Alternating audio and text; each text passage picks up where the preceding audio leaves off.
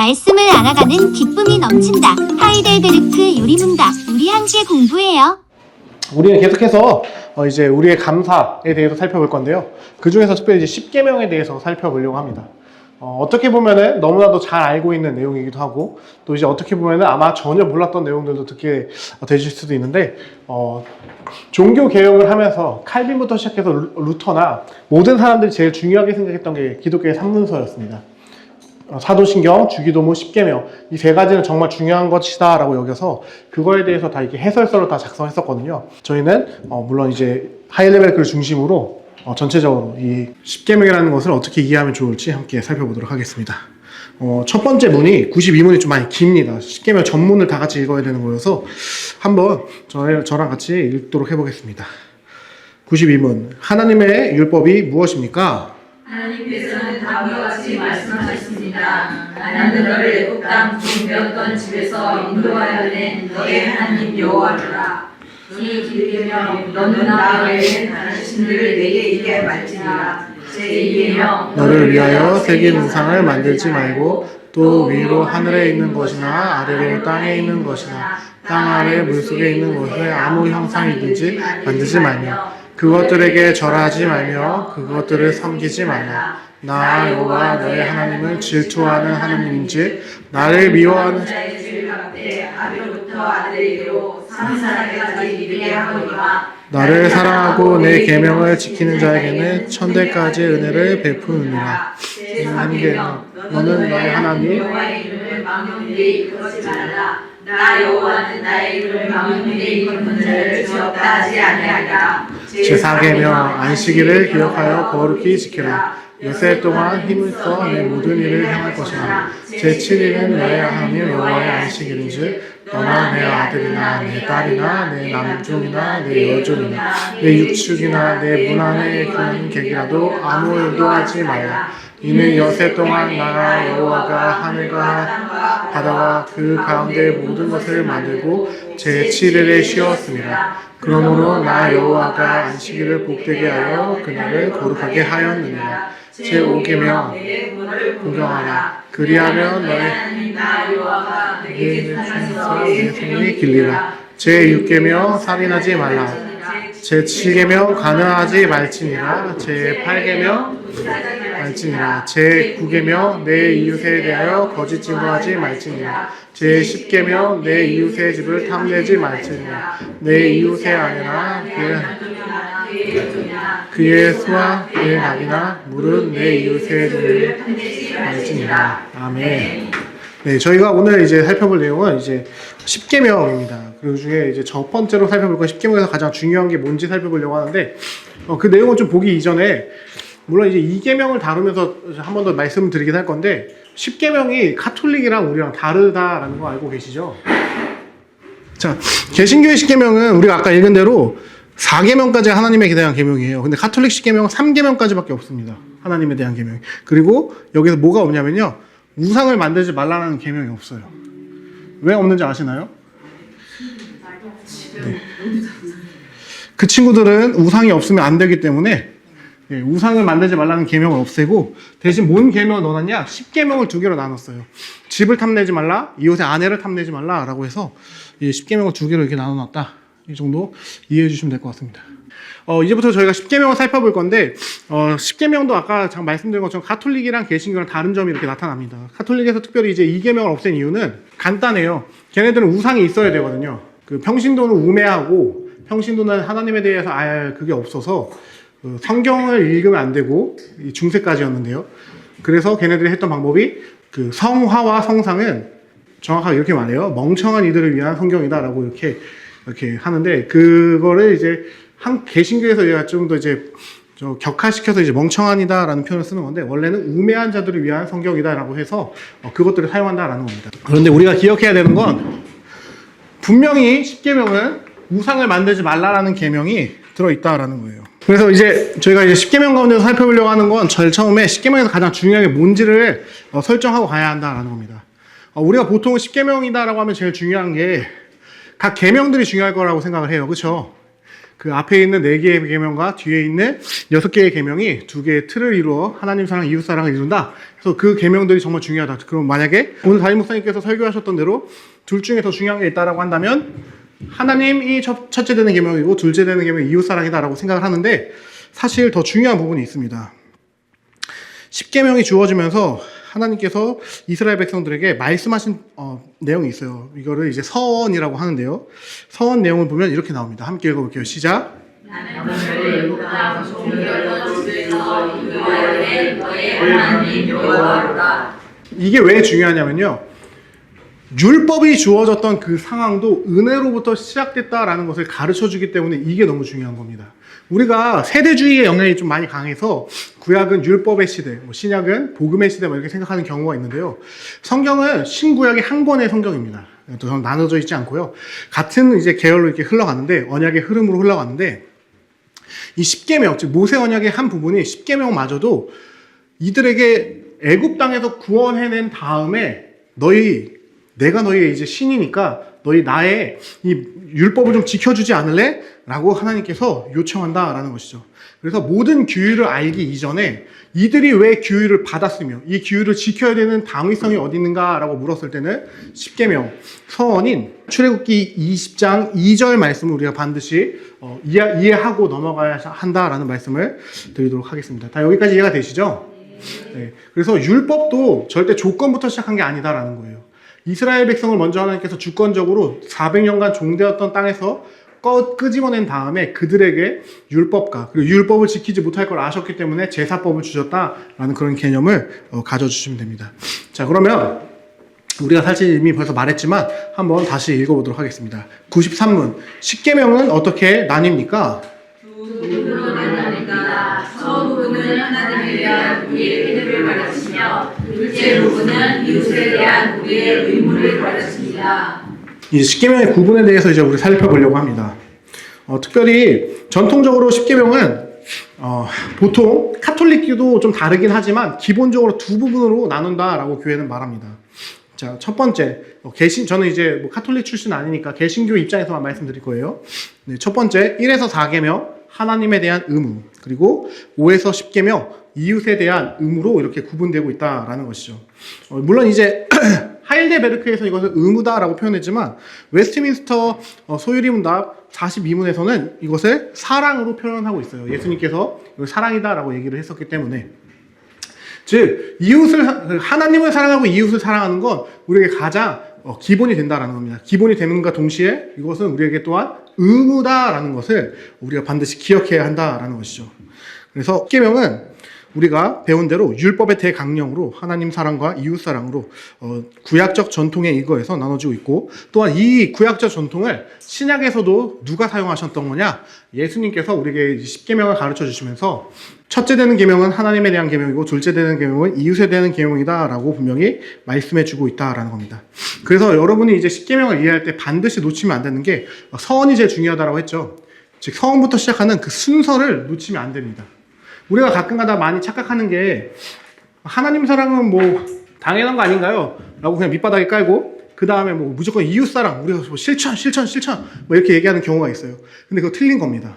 반드시 알아야 되는 게 하나님 사랑이 충분히 채워지지 않으면 그 어떤 인간도 우린 죄인이기 때문에 이웃을 사랑할 그걸 안 가져요. 여러분 모르겠습니다. 저는 저를 보면 알 수 있거든요. 저는 제가 하나님의 사랑에 충만해졌을 때 제 주변에 있는 사람들이 눈에 들어오더라고요.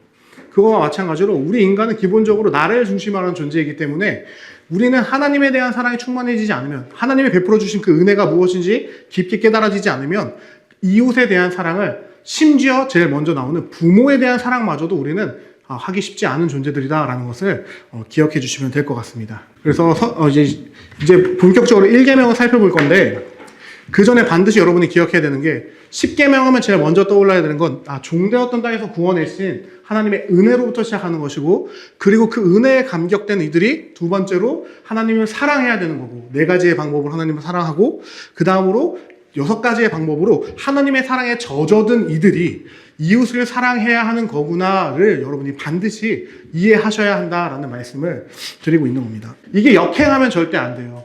뭐 수평이 중요하다. 하나님 우리 눈에 안 보이는데 우리 옆에 있는 사랑을 사랑하는 게 하나님 사랑을 그거 진짜 말도 안 되는 소리입니다. 절대 그렇게 얘기하시면 안 돼요. 옆에 있는 사랑을 사랑하는 게 하나님의 사랑을 드러내는 거다? 이게 너무나도 진짜 하나님을 망령되이 일컫는 거예요. 하나님을 사랑하는 것과 이웃을 사랑하는 것은 분명히 구분됩니다. 수직적인 사랑은 수직적인 사랑이고 수평적인 사랑은 수평적인 사랑인 거예요. 대신 하나님 사랑이 충만하게 받은 이들이 이웃 사랑을 나타내기 때문에 그때 내가 하나님에 대한 은혜를 충분히 깨달은 사람들이 이웃을 사랑하는 모습을 통해서 하나님께서 영광 받으시기 때문에 그러한 입장에서 이웃 사랑을 통해 하나님의 사랑이 드러난다라고는 말할 수 있을지언정 그게 아니라 본격적으로 하나님의 말씀도 알지 못하고 하나님에 대해서 더 어떠한 궁금증도 갖고 있지 않으면서 하나님에 대해서 더 배우려고 하지도 않으면서 뭐 성경 공부라든지 뭐 하나님에 대해서 알 수 있는 창구가 분명히 존재함에도 불구하고 성경도 한 장 안 읽으면서 이웃 사랑하면서 내가 하나님 사랑하고 있습니다. 기도 한 시간도 안 하면서 내가 하나님을 사랑하기 때문에 이웃 사랑하고 있습니다 라고 말하는 건 어불성설이다라는 말을 여러분에게 지금 드리고 있다라는 걸 반드시 알아주셨으면 좋겠어요. 여러분이 이웃을 사랑하는 건 그냥 측은지심입니다. 내가 기도하지 않고 내가 말씀 보지 않고 내가 하나님의 사랑에 젖어들지 않은 상태에서 그냥 무언가를 하는 건 하나님의 입장에서는 그냥 인간이 하는 착한 행동일 뿐인 거다라는 걸 우리가 반드시 기억해야 한다라는 겁니다. 제가 여기서 14건 아니었지만 뭐 어디서 들어서 그래요. 뭐 개인적으로 기도하는 시간 있으십니까? 없대요. 그 개인적으로 말씀 읽는 시간 있습니까? 없대요. 근데 하나님과의 관계 좋고 나는 이웃 사랑을 하면서 하나님의 사랑을 드러내고 있다. 이런 설문지를 본 적이 있거든요. 그래서 여기서 좀 강하게 말씀드린 건데 우리가 절대 그런 생각 가지시면 안 된다라는 거 알아주시면 좋겠고 다음 문단 본격적으로 이제 10계명의 각 문들을 살펴볼 건데요. 자, 하나님께서는 그렇다면 1계명을 통해서 요구하시는 것은 과연 무엇일까요? 94분의 답을 한번 읽어주면 되겠습니다. 내 영혼의 구원과 의를 위한 것이기 때문에 나는 온갖 우상 숭배, 마술과 점치는 일과 음식, 성행이나 다른 소리에 이러한 것을 피하고 멀리해야 합니다. 더 나아가 유일하고 참되신 하나님을 발견하고 그분만을 신뢰해야 하며 모든 겸손과 인내로 그에게 감정하고 모든 좋은 것을 우리에게 나누며 마음을 다하여 그를 사랑하고 경외하며 그만 섬겨야 합니다. 그러므로 지극히 작은 일이라도 하나님의 뜻을 거절하기보다는 오히려 모든 기적을 풀게 합니다. 네, 이제 저희가 살펴볼 건 10계명의 의미입니다. 사실 우리가 읽었던 그 내용만 잘 이해하더라도 다른 게 필요 없을 정도이지만 기본적으로 우리가 일단 아까도 순서를 기억하셔야 한다고 했기 때문에 반드시 기억해야 되는 거 1에서 4계명은 우리와 하나님과의 관계를 규정하는 규명이다라는 겁니다. 일단 뭐 1계명을 그냥 계명 자체로만 읽으면 이렇게 됩니다. 너는 나 외에 다른 신을 내게 있게 하지 말라. 네. 그런데 이 명령을 제대로 이해하기 위해서는 우리가 하나님의 존재와 우리의 존재의 특성에 근거하여 주어진 이 명령을 잘 이해해야 합니다. 이게 무슨 말이냐? 하나님의 존재와 우리의 존재, 즉 하나님을 아는 지식과 우리를 아는 지식이 제대로 있어야지 너는 나 외에 다른 신을 섬기지 말라라는 구절을 이해할 수 있다는 거예요. 자, 일단은 우리가 여기서 살펴보려고 하는 건 하나님께서 이런 말을 하십니다. 너희는 나 외에. 이 말은 그러면 다른 신이 하나님 말고 다른 신이 존재한다라는 의미일까요? 당연히 아니겠죠. 그런 말 아닙니다. 이 나 외라는 말은 사실 이제 하나님 앞에서라는 의미를 가지고 있습니다. 우리는 하나님을 내 앞에서, 내 존재 앞에서 언제나 잘 섬겨야 한다라는 말을 하고 있다라는 것이죠. 그래서 반드시 기억해야 되는 게 그 하나님 말고 다른 신을 존재한다라고 이제 인식해서도 안 되고 그러한 존재가 있을 거다라고 생각을 해서도 안 되는데 일단 왜 그러느냐? 하나님은 우리를 창조하신 창조자이시며 또한 우리를 구속하신 구원자이시기 때문이다라는 것을 우리가 반드시 알고 있어야 합니다. 즉 하나님의 어떠한 존재이냐? 하나님은 창조자이며 구원자라는 것을 우리가 먼저 섭렵해야 한다는 거예요. 그것을 먼저 선행해서 이해하고 난 다음에 우리는 그분의 피조물로서 그 아까도 서원에서도 내가 너희를 애굽 땅에서 구원했다, 즉 구속함을 받은 존재라는 것을 반드시 기억해야 합니다. 그래서 이러한 존재적 특성의 그거에서 1계명이 주어졌다는 것을 우리가 이해해야 한다라는 말씀을 드리고 싶은 거예요. 여기까지 이해가 되시나요? 하나님이 자신이 신이심을 드러내면서 지금 무슨 말 하는 거냐? 나는 너희를 만들어냈고 너희의 구원자야. 너희는 내 피조물이고 내 구속함을 받은 존재야. 너희와 나의 존재는 이렇게 격이 다른 나는 신이고 너희는 피조물이야 라는 것을 이제 깔고 가는 게 1계명이다 라는 거예요. 그래서 그렇다면 신과 인간의 존재성을 이제 입증하는 1계명이 갖고 있는 의미는 무엇이냐? 이 계명에서 1계명에서 제일 중요한 내용은 사실 나 외에는 이라는 표현이에요. 하나님께서 아까 우리가 살펴봤듯이 하나님 말고는 다른 신이 없다라는 것을 다 알고 있어요. 유대인들도 다 이해를 합니다. 그런데 왜 하나님께서 왜 나 외에는 다른 신은 없게 해라 라고 했냐? 일단 1차적으로 이것을 받았던 사람들이 누구죠? 출애굽을 한 이스라엘 백성들이에요. 이 사람들은 400년간 애굽에서 애굽의 신들이 존재한다라고 배워왔던 사람들입니다. 많은 신들 중에 여호와도 있는데 그 여호와는 우리 조상의 신이고 진짜 힘센 거는 라야. 그리고 우리 여기 파라오는 그 신의 환생으로서 호루스야 라고 배워왔던 게 400년간 종살이를 했던 이스라엘 백성들이었다라는 거예요. 그래서 하나님께서 뭘 하시는 거냐? 10가지 재앙을 통해서 먼저 그걸 알려주시는 겁니다. 너희가 알고 있는 그 신, 겁나 센 거 같았지? 하피, 나일강의 신이거든요. 얘 나한테 별거 아니야. 내가 얘 치면은 피로 변해. 이거 보여주시고, 개구리의 신 치시고, 이의 신 치시고, 병의 신, 이모탭이라고 하는데, 이모탭을 치시고, 총 9개의 재앙을 통해서 그 모든 신들을 치시는 겁니다. 그래서 마지막 9번째가 흑암 재앙인 이유가 라를 치신 거예요. 그런 식으로 이스라엘 백성들에게 눈높이 교육으로, 우리가 믿는 우리 조상의 신이 애굽의 신보다 더 짱이구나 라는 걸 교육하신 게 10가지 재앙이고, 마지막으로 장자를 죽이신 이유는, 장자는 어떠한 존재냐? 다음 때 파라오입니다. 다음 때 파라오라는 건 호루스 신을 직접 치셨다라는 거예요. 그래서 10가지 재앙을 통해서 이스라엘 백성들이 그걸 교육받고 왔어요. 그 다음에 하나님께서 말씀하신 것이 이 내용인 겁니다. 자, 너희는 그동안 너희 인생에 다른 신들이 있다라고 생각해왔지. 근데 내가 걔네들 다 이겼어. 이제 너희들 나 외에 그런 하찮은 신 섬기지 마 라는 첫 번째 뜻이 들어가고, 두 번째 뜻은 이걸 원어로 좀 볼 줄 알아야 한다라는 건데요. 원어로 보게 되면 이게 내 앞에 라는 뜻이에요. 즉 너희는 하나님 앞에 다른 신을 두지 말라라는 뜻이에요. 하나님 앞에서 다른 신을 가지지 말라.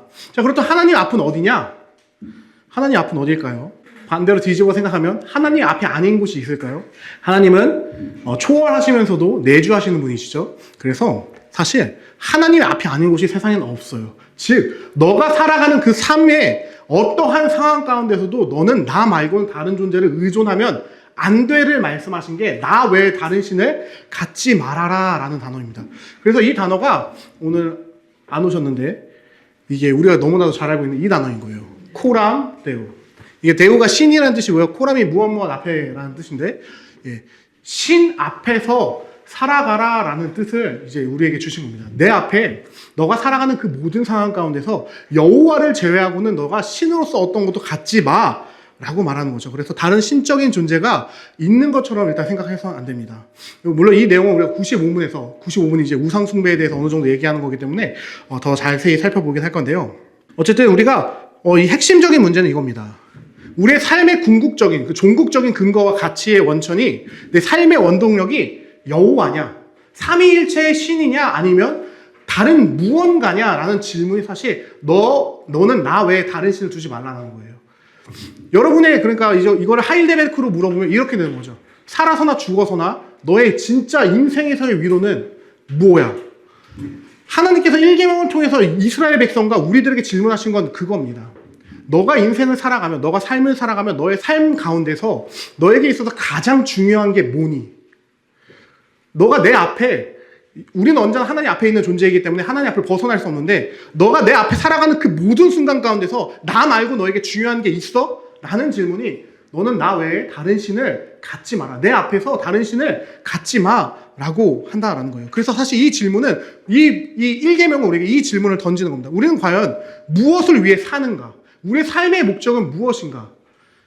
이 대답으로 보게 되면 우리의 삶의 목표는 여호와 하나님을 위해 살아가는 것이다 라는 겁니다. 그래서 1계명을 대하는 우리의 자세는 하나님을 우리의 인생의 가장 존귀한 자로, 우리 인생의 가장 주인으로, 중심으로 삼아야 한다라는 거예요. 그래서 우리는 이런 자세로 1계명을 지켜나가야 합니다.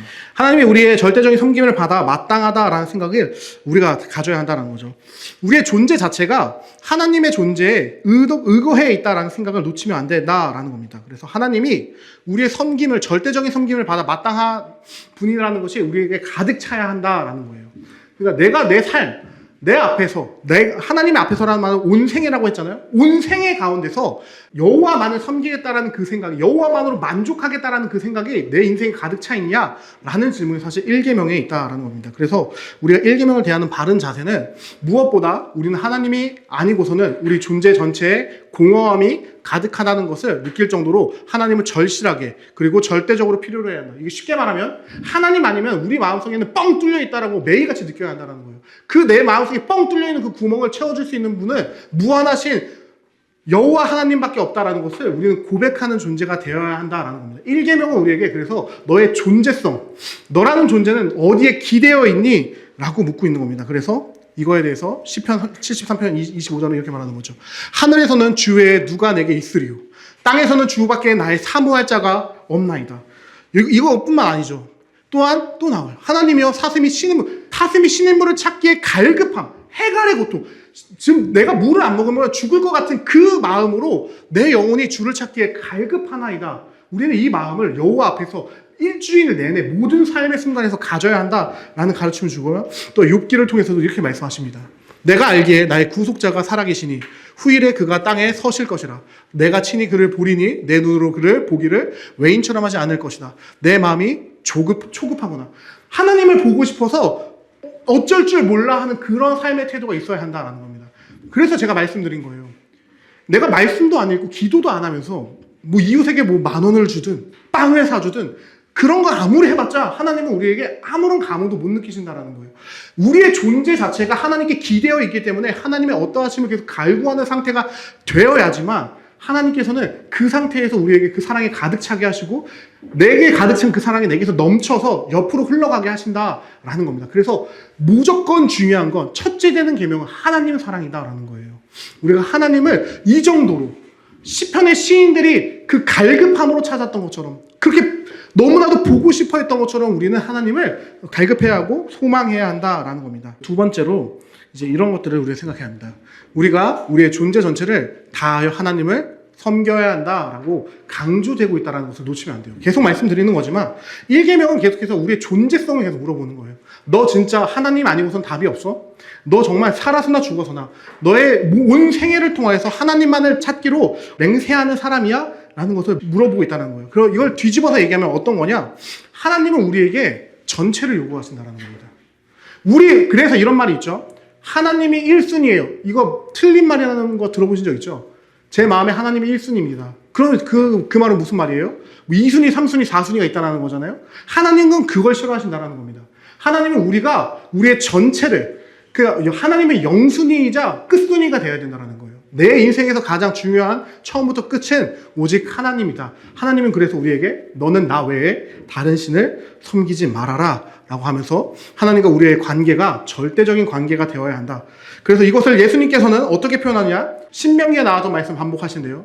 이렇게 말씀하시는 거예요. 너희는 마음을 다하고 목숨을 다하고 뜻을 다하여 주 너의 하나님을 사랑하라. 이거 그냥 경구로 말씀하신 게 아닙니다. 목숨을 다한다라는 건 어떤 거예요? 내 목숨을 내어줄 정도로 사랑해야 된다는 거고 내 뜻보다 하나님의 뜻이 더 중요하다는 생각으로 내 뜻을 내어놓으면서 사랑하고 내 마음 다른 여기 중에 이 정도만 하나님 드릴게요. 이게 아니라 내 마음 전심을 다해서 하나님을 사랑하라라고 예수님마저도 우리에게 요청하고 있다라는 겁니다. 그래서 이것을 마음과 목숨의 뜻을 다한다라는 이 질문을 만약에 다른 말로 한다면 이렇게 물어볼 수 있는 거예요.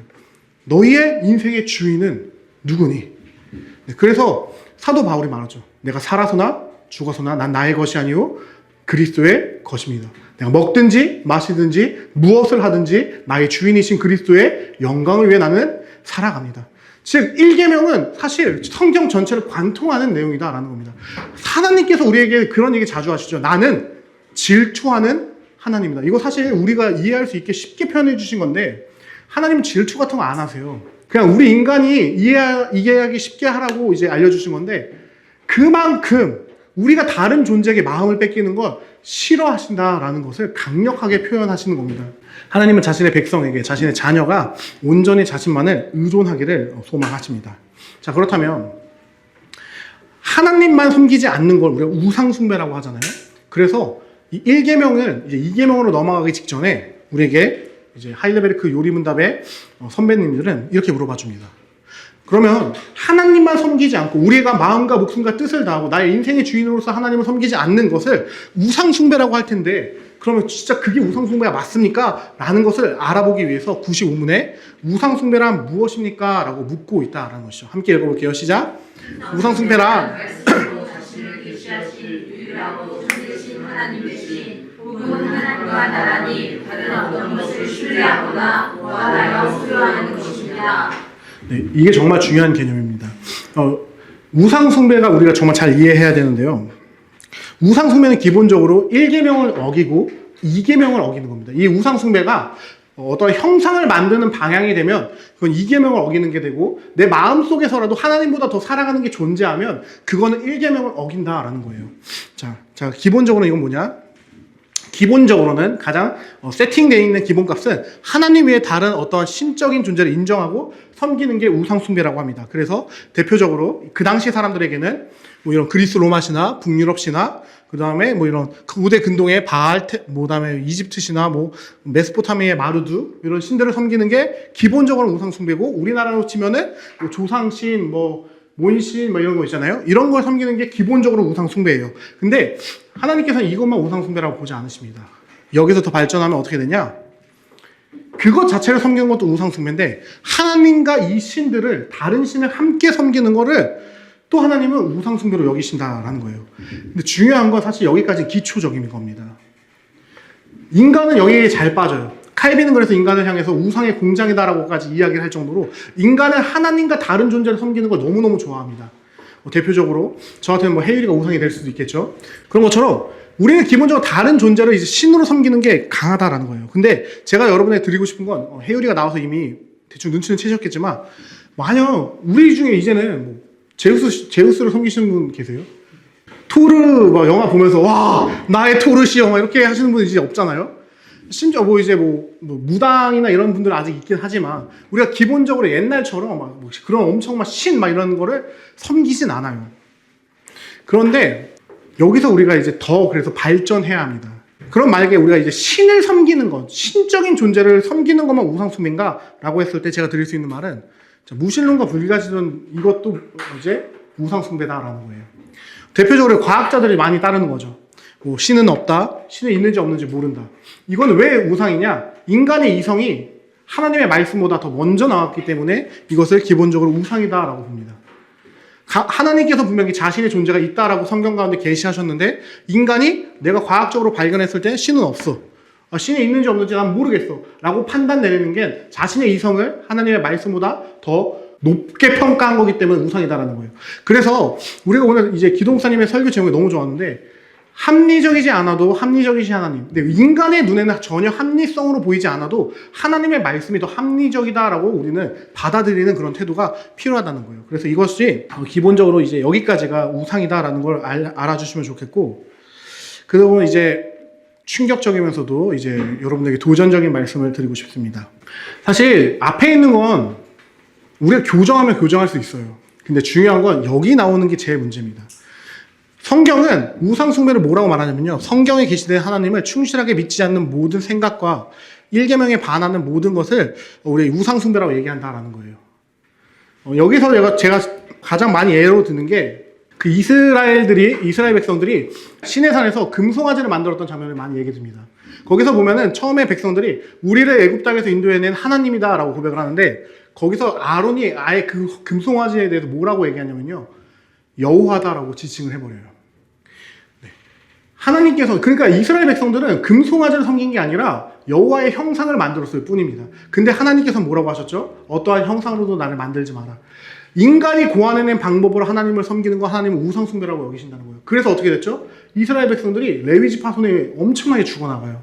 하나님께서는 그 정도로 싫어하신다는 거예요. 근데 여기서만 이렇게 나오느냐? 아니다라는 겁니다.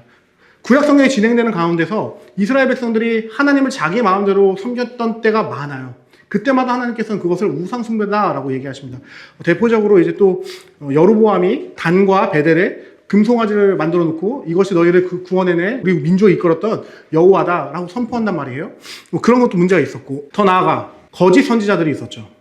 오늘도 이제 제가 청소년부 설교하면서도 얘기했는데, 예레미야가 나라의 망조로 설교합니다.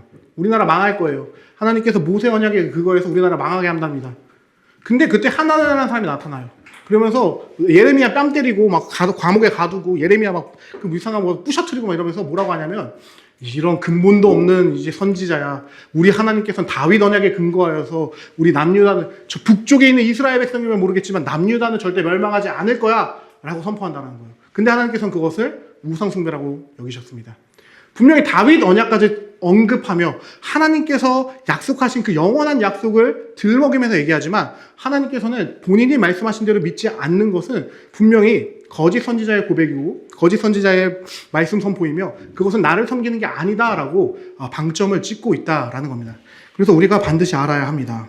성경에 계시된 대로, 성경이 가르치는 대로 우리는 하나님을 섬기려고 하는 태도들을 가져야 한다라는 겁니다.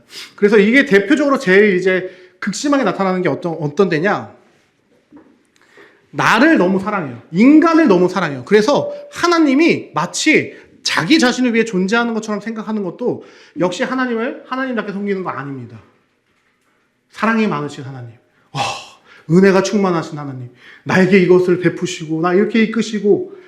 근데 성경이 만약에 하나님께서 공의를 얘기하고 하나님께서 하나님의 진노에 대해서 이야기한다라고 한다면 우리는 그 부분도 함께 볼 수 있어야 되는데 내가 너무 뭐 인류를 사랑하든 뭘 사랑하든 내가 갖고 있는 어떤 가치관을 그 성경이 말하는 하나님에 대입해서 내가 원하는 하나님을 만들어내는 것 자체가 우상이다라는 겁니다. 그래서 이것을 자아 우상이라고 해요. 내가 하나님을 믿긴 믿는데 나의 자아가 하나님보다 더 커서 내가 원하는 하나님이 되어야 한다라는 우상이다라는 겁니다. 그래서 우리의 선배들 중에 이제 한 분은 돌아가셨고 한 분은 여전히 살아계신데 이렇게 두 개의 책을 썼습니다. 우리가 하나님을 오해했다. 내가 만든 신. 제가 자주 언제나 이렇게 소개하는 책들인데 하나님은 하나님 그 성경이 가르치는 하나님대로 믿어야 돼요. 우리는 기본적으로 인간의 이제 이성이 발전하면서 성경을 재단하기 시작합니다. 특별히 이제 장로교도 이제 대부분 그렇게 한대요. 이제 대부분 통합도 이제는 이제 다양한 신앙을 받아들이기 때문에 이제 재단을 하기도 하고 기장은 아예 예전부터 모세오경이 아니다라고 가르치기도 했었으니까. 그런데 그나마 한국에서는 고신, 합동, 합신 이쪽 보수적인 교단이 우리의 이성보다 말씀을 더 존중한다라고 해서 이성을 내려놓고 말씀대로 이해하려고 하는데 기본적으로 대부분의 교단들은 인간의 이성에 맞지 않으면 성경을 이해하지 않으려고 해요. 대표적으로 이제 존 웨슬리라는 사람은 감리교를 창시할 때 이렇게 말했습니다. 성경은 중요하나 성경은 이성으로 이해될 수 있어야 되고 우리 감정과 체험이 있어야 되며 또 하나 더 있거든요. 그래 존 웨슬리의 사중주라고 하는데 성경이 이 네 개 안에서 같이 조화를 이루어야 한다라는 그 관점을 갖고 있어요. 이런 것처럼 우리가 기본적으로 오직 성경을 얘기하지만 모든 이들이 성경만을 최종적 권위로 인정하지는 않습니다. 그래서 보통 이제 이런 얘기를 하면 다른 교단에서는 절대 동의하지 않아요. 우리가 만든 하나님, 뭐 내가 만든 다 이분들 다 장로교 출신들이시거든요. 이분은 뭐 외국분이지만 그런 것처럼 우리는 기본적으로 성경이 가르치는, 성경이 증거하는 대로 사유하려고 하는 그런 태도를 거의 종교개혁 이후부터 계속해서 이제 그걸 지켜온 교단이고 다른 교단들은 거기에 더해서 계속해서 과학이 발전하고 사회가 변화하고 이러하니 성경 너무나도 중요하지만 성경 자체도 인간의 이해 안에서 이해될 수 있는 방향으로 가야 한다라고 이야기를 했다라는 거예요. 물론 저는 모든 교단에 구원이 있다라고 믿습니다. 왜냐하면 결국엔 예수가 구원하는 거니까요. 심지어 제가 제일 존경하는 헤르만 바빙크라는 개혁교회학을 써내신 3대 칼빈주의자이신 그분께서도 뭐라고 말씀하셨느냐, 말년에 내가 써낸 개혁교회학이 날 구원한 게 아니라 예수가 나를 구원한다라고 믿음의 확신이라는 책에서, 짧은 책인데 그 책에서 고백을 하고 있기 때문에 뭐 다른 뭐 교단에는 구원이 없습니다 뭐 이런 얘기를 드리고 싶은 게 아니라, 제가 이런 얘기를, 특히 하이델베르크가 이런 얘기를 하고 있는 근거가 무엇인지를 설명해 드리고 싶은 거예요. 우리의 선배들은 기본적으로 성경 안에서 사유하려고 하는 그 기본적인 태도를 계속해서 고수해와 왔던 분들이기 때문에 아예 대놓고 성경이 그래서 제가 그런 얘기도 들은 적이 있었는데, 우리는 하나님을 믿는 게 아니라 성경 안에서 성경이 계시하고 있는 삼위일체 하나님을 믿는 겁니다. 이게 우리의 기본적으로 이제 장로교 합동 측이 갖고 있는 기본 골조다라는 것을 이해해 주시면 좋을 것 같아요. 그래서 우리는 성경의 하나님을 믿는 것, 그러니까 성경 가운데서 증거되고 성경 가운데서 계시된 하나님 자체를 믿는다라는 거예요. 그래서 우리는 기본적으로 이 1계명을 대하면서 1계명을 우리 선배들이 해석하는 또한 이 해석이 종교개혁자들부터 해석이 있었던 해석이 아니라 뭐 300년대의 어거스틴, 그리고 어거스틴의 선배들이었던 이레니우스, 그런 교부들 시대 때부터 존재했었던 해석이다라는 것을 우리가 좀 받아들이면 좋겠다라는 말씀을 드리고 싶습니다. 그래서 내가 아니더라도 우리가 아까 자아 우상을 말씀드렸지만 다른 사람을, 즉 해율이나 제가 제 아내를 이렇게 사랑하는 것도 결국에는 하나님 앞에서 내가 다른 존재를 갖고 있는 것이기 때문에 그것은 우상이 된다는 겁니다. 자신의 삶에서 가장 중요한 것으로 섬기는 것도 실제로 일계명을 어기는 것이다. 사실 여러분이 그래서 이걸 보면서 뭘 깨달아야 되냐면요, 이러면 누가 지킬 수 있어요? 라는 생각을 하셔야 돼요. 예, 이 생각을 하라고 사실 이것들을 배우는 겁니다. 예, 만약에 이 율법이 여전히 돌판에 새겨진 율법이면은 우린 이거 절대 지키지 못할 겁니다. 그런데 새 언약을 성령께서 가르쳐 주시며 선지자들을 통해서 이런 말씀을 주세요. 이젠 더 이상 돌판에 새겨진 율법이 아니라 너희의 마음판에 내가 이 율법을 새길 거야. 이 말이 무슨 의미냐? 성령으로 말미암아 우리는 하지 못하더라도 성령이 말할 수 없는 탄식으로 그것을 이루어 가게끔 하신다라는 겁니다. 그래서 이 계명을 바라보면 우리가 해야 되는 첫 번째 태도는, 주님, 너무나도 버거운 계명입니다. 이거 어떻게 지킵니까? 그때 주님께서 들려주시는 그 음성을 들을 수 있어야 하는 거예요. 그래서 내가 하지 않았느냐? 내가 33년의 생애 동안 내가 한 것이 무엇이냐? 나는 단 한 번도 일계명을 어긴 적이 없다. 너 대신 예수님이 행하신 순종, 즉 능동적 순종이라고 말하는 그 순종은 나 대신 율법의 모든 조항을 지키신 거예요. 그리고 그 지키신 모든 것을 십자가에서 이루신 다음에 여러분에게 주셨습니다. 즉 여러분은 이걸 한 번도 안 했는데 이미 하나님 앞에서 어떠한 존재가 됐냐면요, 이 말도 안 되는 계명을 하나님 앞에서 지키고 있는 존재가 됐다라는 겁니다. 근데 여기서 중요하죠. 그러면 여기 손 놓으면 될까요? 예수님이 다 해주셨구나, 나는 이제 막 살면 되겠군. 이건 아니다라는 겁니다. 이 은혜를 깨달아서 우리가 해야 되는 건 뭐냐? 나는 여전히 부족하고 할 수 없을지라도 그 예수를 바라보며, 왜냐하면 성경이 계속해서 그 장성한 분량까지 자라나라, 예수의 향기를 갖고 예수의 모습을 닮아가라라고 가르치고 있기 때문에 우리가 해야 되는 건 뭐냐? 예수 바라보면서 그 예수가 보여주신 그 모범대로 닮아가려고 하는 노력들을 우리가 가져야 한다는 겁니다. 계명은 사실 그래서 우리에게 주어진 겁니다. 예수님께서 분명히 말씀하세요. 너희가 착각하지 말아라. 나는 계명을 폐하러 온 것이 아니라 완전하게 하러 왔다. 우리에게도 마찬가지입니다. 우리에게도 계명은 폐해지지 않았습니다. 여전히 살아 숨쉬며 이 계명은 오늘날의 그리스도인들이 예수를 믿는 사람답게 살기 위해서 삶으로서 지켜내야 한다는 거예요. 그래서 하나님을 이렇게 존중하는 사람만이 무엇을 할 수 있는 거냐? 선행의 삶을 살 수 있다는 겁니다. 하나님 나라의 가치, 하나님 나라의 모델하우스로서 이 땅 가운데서는 보지 못한 세상을 보여줄 수 있다는 거예요. 하나님께서 이것을 우리에게 요청하시는 이유는 너희들 이거 너무 어렵지? 못하겠지? 그래서 너희들 저주받는 거, 이게 아니라 너희를 못해서 내가 그리스도를 통해서 이루어냈어. 너희도 그렇게 은혜 받았다면 너희가 해야 되는 건 뭐야? 알 수 없는 불특정 다수의 사람들을 내가 너에게 만나게 하는 이유가 뭘까? 그들에게 너는 성경책이 돼야 되는 거야. 그들에게 너는 작은 예수가 돼야 되는 거야. 라는 가르침인 겁니다. 그래서 박윤선 박사님은 이런 얘기를 했습니다. 그리스도인들은 성경을 통해서 하나님을 만날 수 있지만 비그리스도인들은 성경을 읽지 않기 때문에 신자들이 그들의 성경이 되어야 한다. 10계명을 지켜나가는 이유는 우리가 좀 더 바른 성경으로서 우리가 섬기는 그 하나님이 어떠한 분인지를 보다 더 잘 증거하기 위한 그런 태도들이다라는 겁니다. 그래서 우리가 절대 나도 마찬가지지만 내 생각도 마찬가지지만 부모님이나 자녀들 이렇게 그 하나님의 자리에 세우지 않아야 한다는 겁니다. 반드시 기억해야 되는 건 질투의 하나님이다. 그래서 하나님은 자신의 자리에 그 무엇도 세우길 원치 않는다라는 거예요.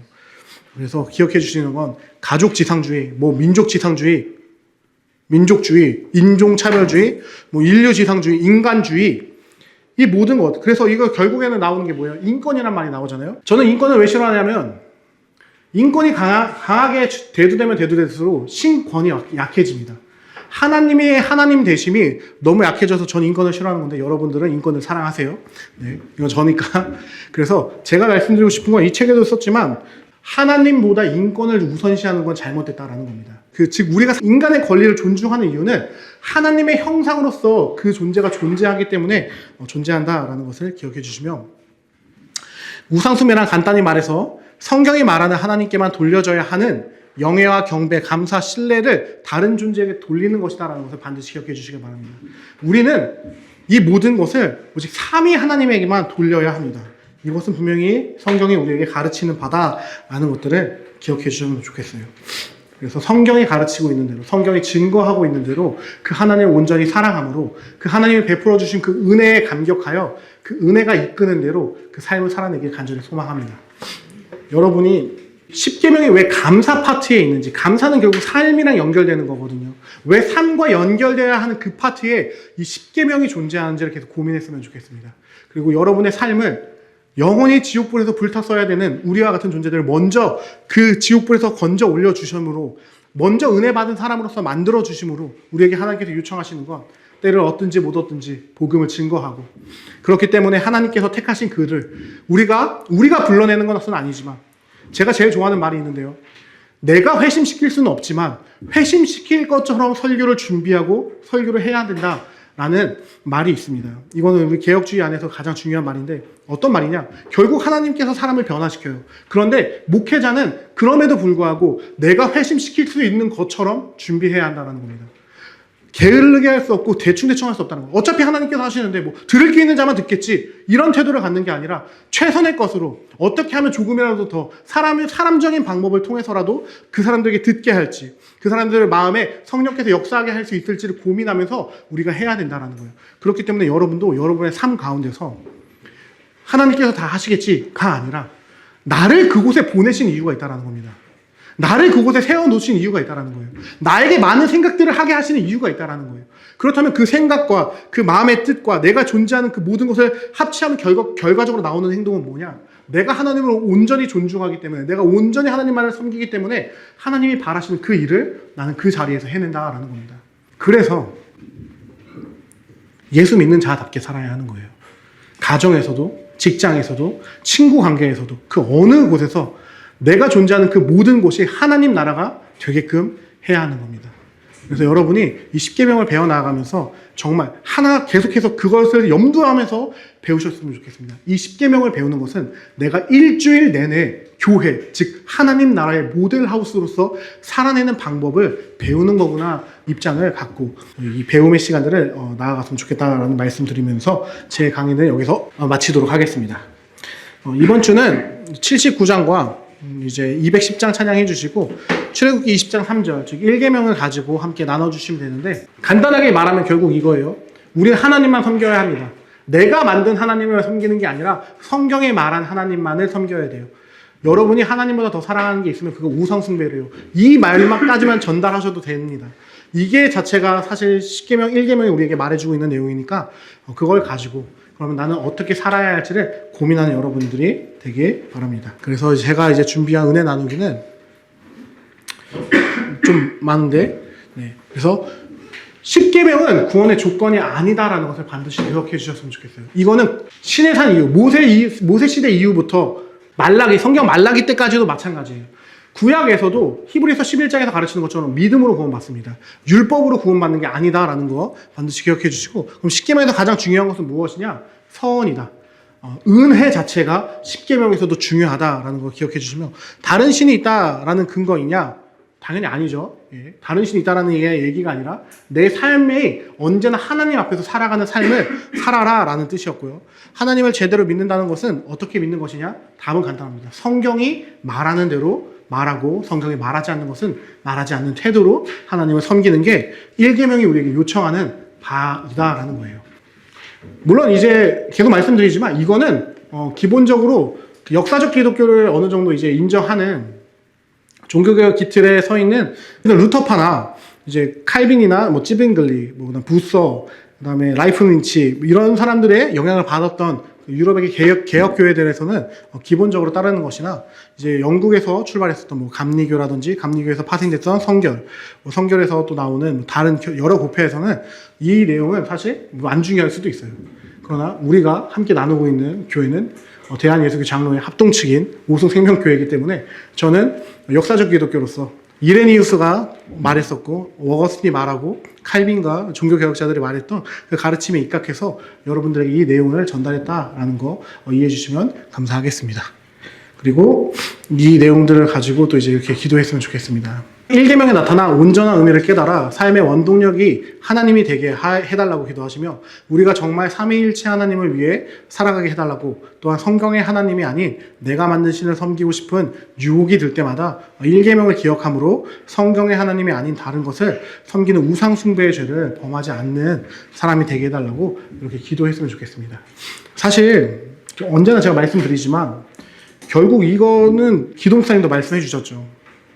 우리는 하나님을 이해할래야 이해할 수가 없어요. 배운다고 해서 다 이해하고 다 이게 머리에서 탑재돼가지고 막 삶에서 뚜두둑 나오면은 너무 편하겠죠. 우리는 안 됩니다. 그래서 우리가 반드시 해야 되는 일들이 무엇이냐? 이 배운 내용을 가지고 이것이 나의 신앙이 되게 해달라고 우리는 기도하셔야 한다라는 말씀을 드리고 싶어요. 우리는 기도해야 합니다. 성령께서 내 안에서 이 성경에서 가르치고 있는 진리대로 성경에서 배운 진리대로 사유하고 생각하고 믿어 나갈 수 있는 사람이 될 수 있게 해달라고 기도하는 태도들이 우리에게 반드시 필요하다라는 말씀을 드리고 싶습니다. 저도 매번 기도합니다. 저도 매번 이렇게 나올 때마다 다 지금 생각하면서 나는 지금 그러면 이렇게 믿고 있는 사람인가?